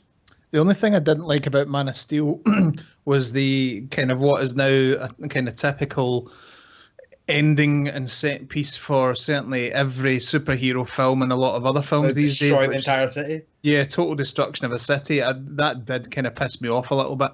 But apart from that, I thought it was a very good film. I loved Kevin Costner in it. It was all good. I think he had two of the coolest movie dads you've ever seen. That's a good point, yeah. Movie dad. Yeah. What I would like to see is Man of Steel 2, Fight of the Movie Dads. Am I right in hearing that it's not the same guy playing Superman?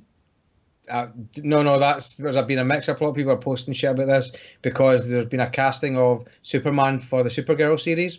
Oh, is that what it is? And people are going, oh, they've recast Cavill. You go, no. Look, I'm mixing up the stories, yeah. And people are also slagging the new guy. I can't remember his name. He's got a really weird name that I can't pronounce. John something. They're recasting... So they cast this guy, and everybody's saying he's a bit weedy. He's not the size of Cavill. Can you imagine making somebody go on a TV show, do 24 episodes every year, and maintaining the size of Cavill? Jesus, you'd kill yourself in about a season. Bye. Yeah, I'm sure that's possible. I don't think it's that hard. I could do that. Certainly not necessary. I maintain this size without any effort. I'll say one thing though, as much as a different thing, The Rock does it well because he's funny as hell. He's a good solid actor. Yeah, and, have you seen his workout schedule though? It's hilarious, isn't it? It's ridiculous. But he's a He's now man, got right? he's got an app that fans app? can download, which basically is it starts off as an alarm clock. Does it So when just he shout at gets you? up, he posts a video and the alarm goes off, and it can be anything from a motivational speech to him playing the guitar, and then it'll amazing. I send love kind of this. information about what he's doing in the gym.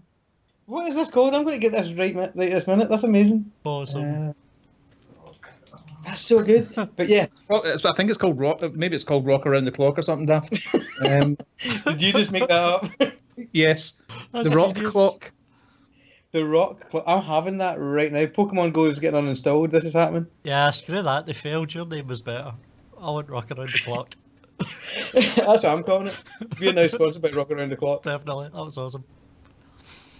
Awesome. I guess Superman. Man of Steel 2. Superman, Man of Steel. Yes. Yeah. I think it's very easy after the first two movies. I mean, I've got to say I'm in the same pool as you. I liked the first one. It has its issues, definitely, but I liked it. And there is this kind of thing of just super emo, pain in the arse shit that they've turned them into is having to watch that again for another whole movie. I kind of want to see I want to see Superman with a fucking beard. Yeah, I mean, well, you got that in the first one. Do you like a man with a beard, Chris? Okay. I do.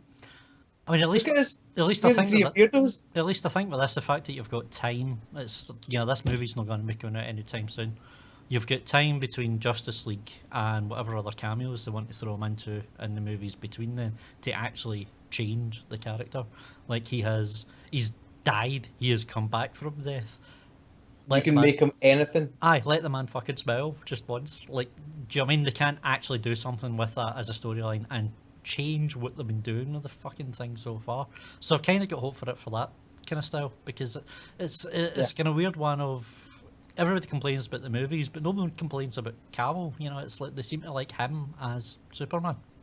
He's Which perfect. I is think he's good. great at it. Yeah, I think he's perfect for it. yeah, as long as he's directed well, is the kind of caveat Yes. for that because I don't know why I keep doing this to myself. I keep going back and watching that Batman v Superman shit. I need to stop it. But Dude, that's a there's- syndrome. There is one scene in particular in that where it's just before the big fight. He's fucking hovering just off the air and he's talking to Lois, and so he's basically looking at her and saying, "I need to go to Gotham. I need to get him to help me save my mother, or else he needs to die." And you're like, "What the fuck was that?" Why did you have to die? At what point was that the decision? It's not even or else he needs to die. It's the way he turns away from her. It's like I have not seen that dramatic move bullshit. in anything except like really bad shitty soap operas. It's like it might as well have been and Goldie's not just the family dog, he's also your father. It was like that level of acting.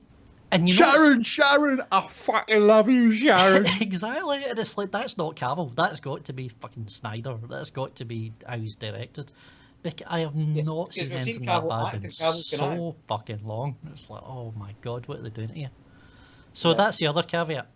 Change the character about which you can now Henry do. Caveat, that's his new name. Yeah, which you can now do because he's literally reborn, and get fucking Snyder the fuck away from it, please. That's the whole crux of it. Take him away. Do you know the stupid thing is? See if you take like Lex Luthor, for example, and BVS, which should have been ideally, if you want to keep a brooding tone, he should still have been able to provide a lot of comic relief. He should, even though you're not meant to like the guy, but he should have been able to make you laugh. Like a Nobody hand job from a made you clown. laugh. Aye. All right, so let's give it a rating. Is everybody excited about Man of Steel 2? I am. Mildly. I am. Who's attached for directing? Do we know? It's literally they've said it's in active development. There's as much as they're telling you right now. It's almost like So there's not even an IMDb entry for it. it's almost like they're just kind of testing the waters. It's like it was on the slate. It was originally on the slate of movies over the years had Man of Steel 2, and then it got kind of removed. It just kind of disappeared. And this is them just now saying, yeah, we're talking about it. We're going to it's going to happen. Like we're actually working on a script, but Yeah, don't. it does have an IMDb entry, but like nothing other than obvious writers like Joel Shuster and stuff like that it created. So that doesn't really make sense. There isn't any information really just now. It is almost like they're just throwing this out there to see how people react. In which case, my reaction is cool, but don't fuck it up. And get Zack to fuck. Get Zack Snyder to fuck. Yes. I'm going to give out a piece of advice, and I'm going to need you to kind of like tail it off with your golden nugget here. Zach, will you please stop what you're doing? And Zane, just fuck off. Okay, or don't be a dick, whatever. No, you can be a dick all you like. Just go and do it elsewhere. Do it somewhere else. Just do it not on the set of a superhero movie. This reminds me of when I was a kid and like aunties or uncles would be pissed off with us and go, away and play in traffic. But Zack Snyder, away and play in traffic. I'm joking, if anything happens to him in cars, I'm sorry. But he just needs to stop doing that shit he does. It's that broody thing. It's like, you know what it's like? It's like you've got a mate who's an amazing like guitarist or something, and all they will do is write songs about wanting to kill themselves. And you go, do you know what? You could totally write a great song. No, it needs to be about kill myself with a dragon. That's brilliant. Stop it. That's my tits in. Anywho, it does raise me one question. Are we done with sequels yet? Because if we look at the news here, right, we're looking at Rogue One is obviously a sequel of sorts. We've got Patrick Can't be Stewart. done with sequels, can you? I don't mean that in the general sense. I just mean that when it is there a point where sequeling gets too much. I.e., we've got Patrick Stewart has just said he's finished with the X-Men franchise after the next Wolverine film, as is Hugh Jackman, who's also finished with that franchise after Wolverine 3. So you've got that. So that's X-Men. So you've got you've got the original X-Men. So we could call the new ones a reboot. So there's 3 films. You've got 3 Wolverines, right? So you're kind of milking that cow quite a bit, and that's okay. But then you've got Resident Evil, where you've got like 7 movies. Then we've got Fast and Furious 8. Do you remember we were watching films in like the 90s that were making jokes about films in the future having 8 sequels? It's like Death Wish all over again. And then Man of Steel came after getting a sequel, and I'm okay with kind of the superhero universe has built up this tolerance for having more. There's a trivia question for you, movie trivia question. What was the Jaws film referenced in Back to the Future? Ooh, was it just Jaws 3D, was it? Or Jaws 2000 or something? No, it was higher than that. Jaws 3000? No, like I meant higher than 3, not 3000. It wasn't just +1.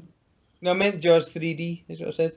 Yeah, no, it wasn't Jaws 3D. It was like Jaws.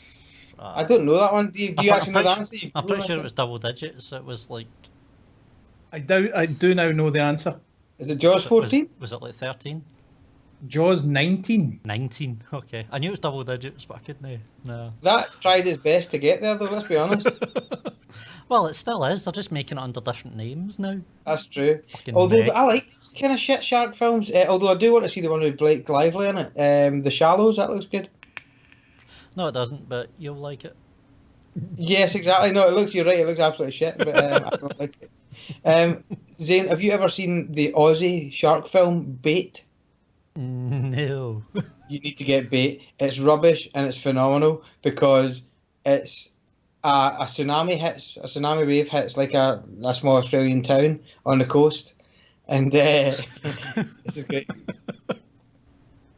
We have Vando D playing a video in the middle here that's all of the Jaws sequences up to Jaws 9 so far. Jaws 10. Oh, nice. I like that. This is a bit of YouTube gold. We're going to have to post this in the description, I think. Terrible, yeah, podcast material right now. I like how Jaws 15 is set in Soviet Russia. Jaws 16 is a strip club. Jaws 17, 50 Scales of Grey. Very clever. This is fairly And new. Jaws 18, which looks like showgirls for some reason. And Jaws 19, which just looks like they've kind of went retro. There you go. Jaws 19 is the answer.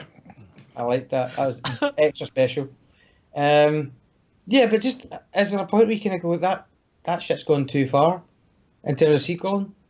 Like, I don't know. It's not something I really care about too much. I just wonder what your thoughts are really overall as a discussion point. I mean, for me, it's pretty much the same as it is with the whole idea of last week with the superhero movies. It's like, nah, I'm not going to get sick of it until they make shit ones. Yeah. And kind of sequels just go. I mean, at the end of the day, these are the superhero movies, to all intents and purposes, are sequels to each other with their whole kind of tie-in thing. So it's like, I mean, it's not like there's not new movies coming out. This is always the thing. It's not stopping the other ones from happening. You always constantly hear this thing of, oh, it's all just sequels and remakes. But it's like, yeah, do you know what? We've been saying that for like 10, 15 years now, and things have came out in that time that you ignored, that have been going on for so long that we now reference them as being the sequels and remakes. And and it just kind of keeps going, and it just keeps going. You still get new ideas coming through. You still get new IPs. You still get new ideas. It's just that there's always going to be more sequels and more remakes than anything else. Wow! What the hell was that? Was that a sneeze? It was a wee sneezy monster. That was amazing. Yeah, and it's like people don't like change as much as they think they do. Yeah, people do actually go see something and go, that was quite good, and then they want to go back in 2 years' time and see the same movie again. Bizarrely let's reference BioShock Infinite. Yeah, I mean same kind of idea. They changed it too much, so folk didn't like it. Like you get, if someone really likes something, they will quite happily go and see the second one, even if it's the same goddamn movie. So yeah. I don't know. It's just part of the machine. It's just part of what happens, and as long as it genuinely doesn't stop new IPs from appearing and new ideas appearing, then what the hell? It doesn't harm anybody. Yeah. D, thoughts? I don't think you can say kind of sick of sequels, because I think, as Marty referred to, until they kind of make a bad film in the franchise, then there's no reason for kind of grumbling. The only thing that we talked about, kind of whether or not you're getting sick of superhero films, which I am to a degree, and incidentally, Cillian Murphy came out this week and kind of said pretty much the same as well. He's getting bored of superhero films at the moment. That's because he's not in them anymore. Fuck him. Pretty much, exactly. He was referencing the Batman Nolan trilogy, of course. Yeah. He's on something coming out. Hold on, the thing that genuinely does annoy me, though, is when you get to the constant rebooting. That's kind of a bit. It's just Spider-Man. It just devalues the whole franchise. Yeah. Even if you had somebody attempted one and it was like bad, and then it was left for 5 or 10 years. I'm not sure that would happen these days. But if you did, at least you would have kind of tried it, didn't work, binned it, and then they come back 10 years later, and it's a different generation. Now you're looking at kind of like a year or 2 years before they're kind of rebooting something. So that's a bit annoying, if anything. Yeah, I mean, that's kind of byproduct of. Hopefully, at some point, that will go away. Like with the superhero ones, especially. The likes of the constant X-Men movies and the constant rebooting of Fantastic Four and Spider-Man at the time. Well, by the way, it looks like there might be a sequel to Fantastic Four. I've seen 2 different sources, and yeah, I saw something about that as well. But it's like the kind of part of the reason behind that is the license agreement. They have to hold on to the rights, isn't it? That Fox have got with Marvel is if they don't use those characters within X amount of years, the rights automatically go back to Marvel, who are absolutely itching to get cartoon. all of these characters into their Marvel universe. So that's why you keep seeing them. And one of these times they're just going to go, it's not worth it. They have got to get to the point where a Fantastic Four movie flops so bloody hard that they just go, do you know what? It's not worth holding on to the license. Let it go, let it go. Well, exactly. Put that shit in the fucking bin. Yeah, whatever. Anyway, we have got 1 minute 41 seconds left, so we're going to need a multiplier of 10 on that for Zane's sign off on the Suicide Squad. We're going to rip Zane, the shit out of that. Be quick. Film's shite, but no shite you think it is. There you go. See you there next week, guys. Peace out. Woo! Are we doing this? Are we actually on to Suicide Squad? We're on Suicide Squad anyway. Okay. That's I think we've got everything we've got to say about Fantastic. When you get into Fantastic Four, that's the end of the conversation. So pretty much. That kills most conversations I've found. Okay, so yeah. Especially in bed. spoiler warnings if you don't want to be spoiled. It's time to leave now. But I don't. I'm going to say that just because I don't actually Is there intend anything to to spoil spoil? this. No, not really. No, There you actually, I mean, I think that it's not really anything that you would want to go into that would spoil it per se. Where to start with this movie? I think Rotten Tomatoes is probably the best place. Just to say, at the moment, aggregated score of 26%. Batman Fucking hell. Batman versus Superman has an aggregated score of 27%. For So some, that's just a hate campaign. for some reason, the critics who are paid to do this job think that this movie was worse than Batman v Superman. And to that, I just call total bullshit. Like that's just insane. I don't know where that's coming from. The actual reviews from What you do? Rotten Tomatoes. people, yeah. The actual review from just everyday man in the street leaving reviews is currently 71%, which is Okay. just bizarre. Like the gulf That's- between the critics' thoughts of this movie and what it's actually kind of getting from people that have seen it is just huge, absolutely massive, which is bizarre. Does it have its problems? Yes, it absolutely does. And it comes down to, I don't know how much of the editing stories we were talking about last week were true, where they got the marketing team that did the trailers Trailer. to cut their own version of the movie, and then kind of amalgamated it with David Ayer's own kind of edit. But it Yeah. certainly feels that way. It feels kind of really disjointed. You actually get that vibe as you're watching it. Does it pull you out of the film? At times, what actually really pulls you out of the film is the soundtrack. All those Is it same, glued on? all those same tracks that they used for the trailers are all in there, but they don't sync up. It doesn't match what's going on at the screen. It's just like, this has got to be one of the most expensive fucking soundtracks for a movie in a long time. It's Warner Brothers, is it not? Yeah. So they've got their label, I guess. Actually, that's the point. They're just using their own.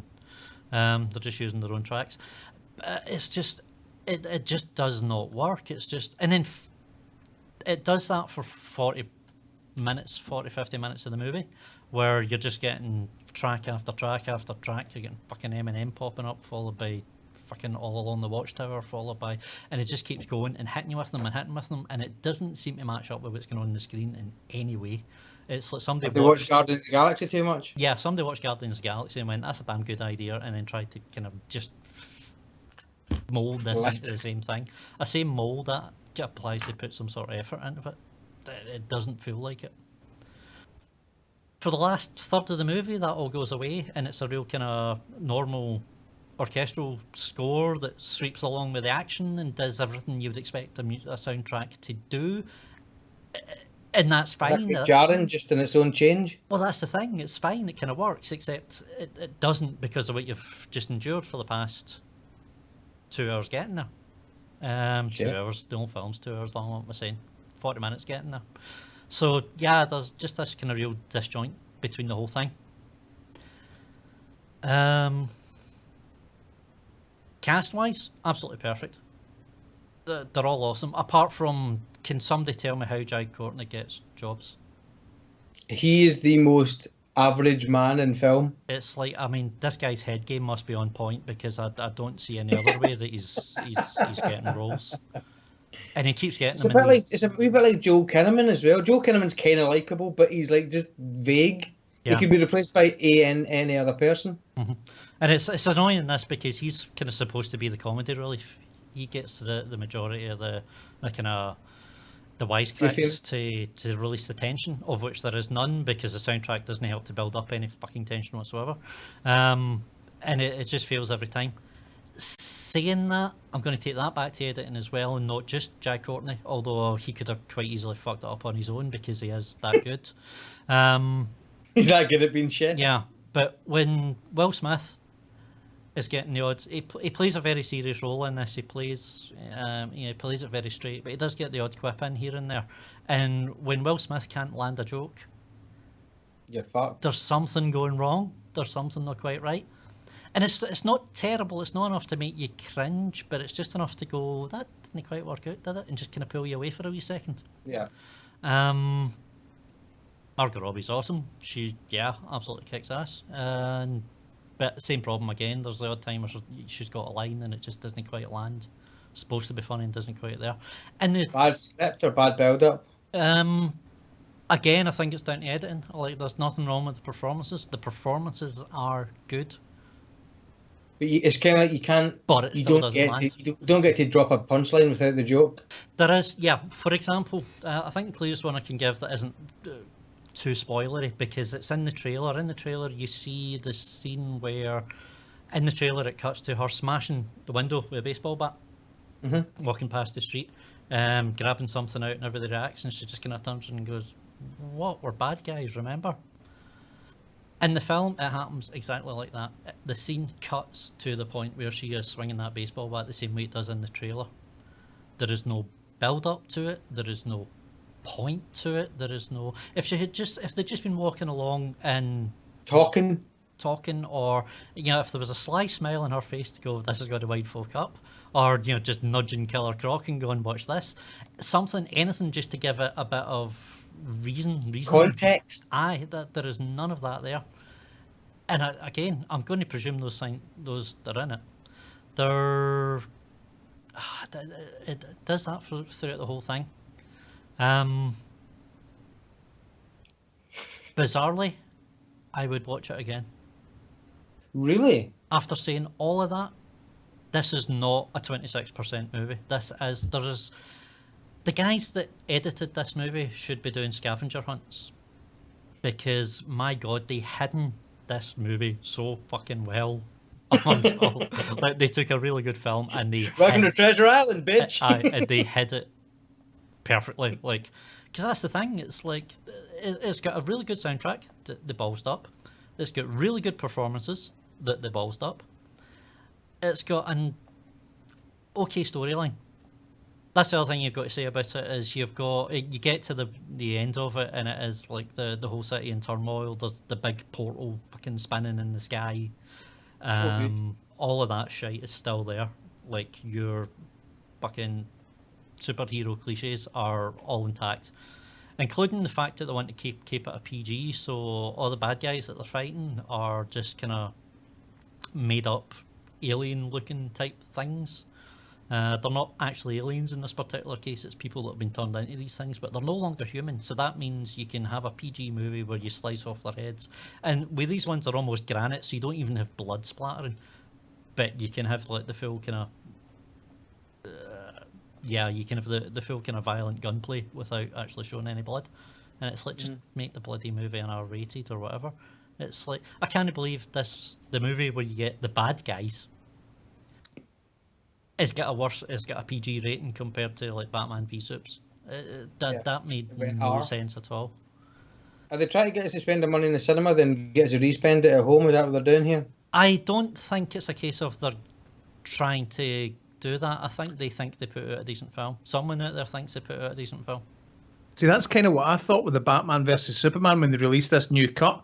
And there's a suggestion that might do that with the Suicide Squad as well. And that's what got me thinking about it. All of a sudden, there's an actual additional reason for buying the kind of DVD or Blu-ray on top of after going to the cinema. And it's not just the simple fact that, you're going to see the same thing. It's now actually, you're going to see a better version of the one that you went to actually pay for in the cinema. Yeah. And it's started kind of raising questions as to whether or not that's... Maybe it's been born out of shitty cuts of movies, but I mean, it almost seems like a good marketing ploy. Yeah, they've got all the time in the world to edit a film, though. Nobody's making them release them quickly. Yeah, you know. I mean, that's the thing. I don't know. It's in theory, yes, but people see through that quite quickly and get pissed off with it quite quickly, and you just won't get their money. Is it the kind of way I see that? Like, the reason Terminator 2 has 15 different variants on DVD and Blu-ray over the years is the fact that it was a good fucking movie in the first place. Yes. Do you know what I mean? If that is their marketing ploy, it's going to come back and kick them in the ass, and it's going to do it quite quickly as well, I think. It's frustrating because if someone said, I'm going to go and see this movie, like, what do you think?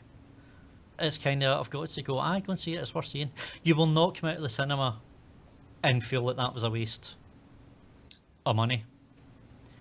But you will be a bit hurt. I don't like how you look to the left there. You will be a bit... It's really good. I mean... Yeah, but you will be a bit hurt that you can see plainly from everything that's on there, from the performances. Yeah, there's a good film in it. That there's a good movie there that someone just managed to screw up. That's the same as somehow. Sucker Punch.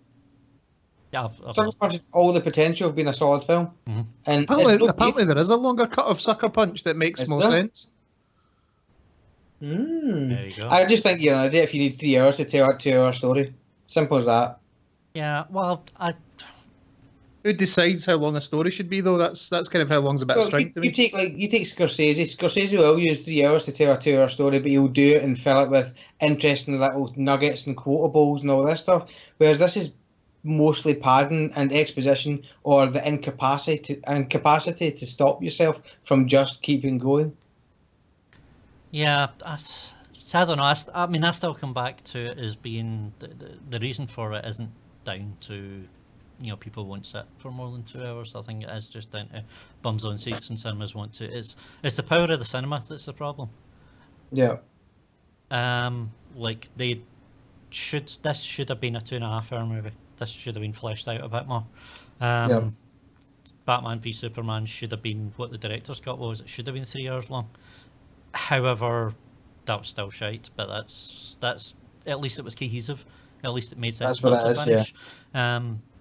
And that's the thing. And if it means the cinemas lose out on money, then I don't give a fuck. They should go away anyway. In that case, But if your movie's 3 hours long, if it needs 3 hours to tell the movie and tell it in 3 hours, and people will sit and watch it if it's good. Yeah, but if it's engaging, you won't know it's 3 hours. Yeah, exactly. Yeah, because that's the thing. I mean, it's a conversation we've had on the podcast before, but Scorsese does it all the time. For Wall Street's about 17 hours long. You sat there for 2 hours and 40 minutes for Lord of the Rings and whatever else. You will do it. You will do it quite happily, but the cinemas don't want it. They want it to be 2 hours, and they want it to be 2 hours so they can get the next lot in, and then get the next lot in, and then get the next lot in, and get as much money out of each day as possible, which is not a bad thing. I mean, I'm not saying they're bastards for doing it. Yeah, it's a money-making enterprise at the end of the day, but it does make their product suffer, and if their product suffers, folk are going to stop going anyway. So you may as well show the 3-hour version. Yeah, it's a shame. Right. We're going to need a rating system of some sort at some point, but in the meantime, are you saying go and see it or not? Well, what about the would you see it again rating system? I think you kind of alluded to. That's a good shout. Yeah, I would watch it again maybe a few months' time on DVD. I wouldn't go to the cinema to see it a second time. Okay, that's a good rating system. I like that. Simple. But I would watch it again, certainly. Hopefully in a re-edited version, but it's... D, you want to see this on Saturday? What else is it? I've still not seen Star Trek or Jason Bourne. I've seen Star Trek, so your choice, Bourne or Squad. Alrighty, let's do both. Why the hell not you, juicy motherfucker? With the pub in between. Oh yeah. Okay. Incidentally, Sucker Punch extended cut, 17 minutes of additional footage that explains a couple of things a little bit better. Yeah. We're going to need more than 17 minutes to sort that film out. But I love the look of that film, the aesthetic and everything about it. Snyder's great at doing that. They just need to stop him from being a director. Let him be a visual director or something. Great. Well, it'll be a bit late, so I suppose it solves the whole spoiler problem, but I'm going to see Star Trek this week because there's fuck all else on in the cinema that I fancy, so we can rip that a new hole next week. Or not. Okay, sounds like a plan. On that note then, shall we wrap this monster up? Indeed, let's get a bow on this bastard. Let's get the hell out of here. I think that's a long time past that of their clock there, D. Might just well be. I tried to be succinct. Trust me, there's so much more I could have said about that movie. He did lovely. Don't you let him to tell you otherwise. So thanks again for joining us on Tenuous at Best. Thanks to the guys that joined us in the chat room, and anybody that kind of just generally got involved. Remember you can get in touch with us on www.tenuousatbest.com, where you can listen to previous episodes and probably a short period of time this episode. You can find me personally on www.raptworks.net, where I do motion graphics and all that kind of fun jazz stuff. You can get me on Twitter at Raptworks Visuals as well. Zane? Yeah, you can find me in the usual one place, youtube.com/Zane Gaming TV, where I should probably actually point out, if you're listening to this audio, although we record this live on YouTube, it also sits on YouTube. So if you want to see our ugly beards talking about all these things, that is also where you'll find it, is youtube.com/Zane Gaming TV. So you're saying if you want a bit of beard. If you fancy a bit of beard, I'll swear you'll get it. Sorry, I'm Batman. Is Batman says an awful lot like D? And also on there with Tenuous at Bed podcast, Tenuous at Bed podcast. That's a whole new one. That's the After Dark one. Tenuous at Best podcast. You will find a plethora of games, as well as currently Dishonored. Still going through that game, still kind of enjoying it.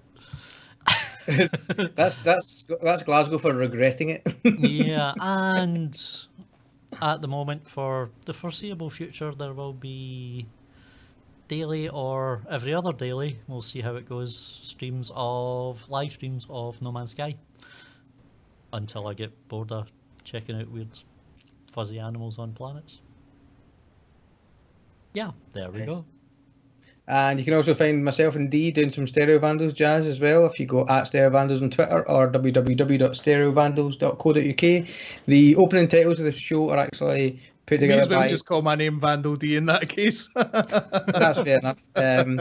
Indeed. A fair shout. I was letting people leave their own math there. There's enough dissemination, it's fine.